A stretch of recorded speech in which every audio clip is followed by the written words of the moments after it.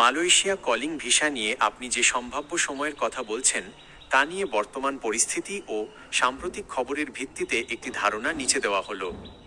Malaysia calling visa ও বর্তমান পরিস্থিতি। মে 2026। মালয়েশিয়ার শ্রমবাজার পুনরায় চালুর বিষয়ে সাম্প্রতিক মাসগুলোতে বেশ কিছু ইতিবাচক আলোচনা হয়েছে। আপনার উল্লেখ করা সময়সীমার সাথে সামঞ্জস্যপূর্ণ কিছু মূল তথ্য হল: দ্বিপাক্ষিক আলোচনা গত এপ্রিল 2026 এ বাংলাদেশ ও মালয়েশিয়া সরকারের উচ্চ পর্যায়ের বৈঠকে মালয়েশিয়া সরকার নীতিগতভাবে বাংলাদেশি কর্মীদের জন্য তাদের শ্রমবাজার পুনরায় চালু করতে সম্মত হয়েছে। সম্ভাব্য সময়সীমা: যদিও মালয়েশিয়া সরকার এখনও কোনো নির্দিষ্ট তারিখ ঘোষণা করেনি, তবে বিভিন্ন সূত্র এবং এজেন্সিগুলোর ধারণা অনুযায়ী জুন মাসের মাঝামাঝি বা কোরবানির ঈদের পরবর্তী সময়ে এই প্রক্রিয়ায় বড় ধরনের অগ্রগতি হতে পারে। নতুন সিস্টেম এআই বেসড।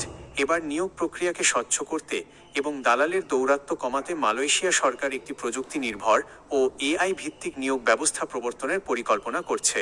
এটি বাস্তবায়িত হলে কর্মী নিয়োগের খরচও আগের চেয়ে অনেক কম হওয়ার সম্ভাবনা রয়েছে।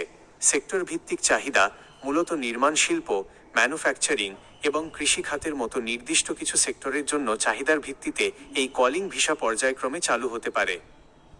সতর্কতা ও পরামর্শ: সুখবর থাকলেও এই সময়ে কিছু বিষয়ে সাবধান থাকা জরুরি। অফিসিয়াল ঘোষণা: এখনও মালয়েশিয়া বা বাংলাদেশ সরকারের পক্ষ থেকে নির্দিষ্ট তারিখ বা আবেদন শুরুর কোনো চূড়ান্ত প্রজ্ঞাপন জারি করা হয়নি। তাই সরকারের পক্ষ থেকে সুনির্দিষ্ট ঘোষণা না আসা পর্যন্ত কাউকে অগ্রিম টাকা দেবেন না।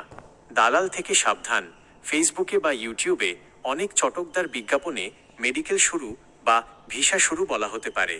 এগুলো যাচাই না করে কোনো প্রকার লেনদেন করবেন না।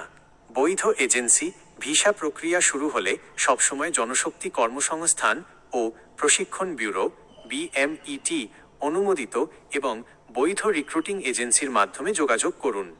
সংক্ষেপে বলতে গেলে, জুন মাসের মাঝামাঝি বা ঈদের পর মালয়েশিয়া কলিং ভিসা চালুর বিষয়ে একটি জোরালো সম্ভাবনা তৈরি হয়েছে, তবে আমাদের চূড়ান্ত সরকারি বার্তার জন্য আরও কিছুদিন অপেক্ষা করতে হবে।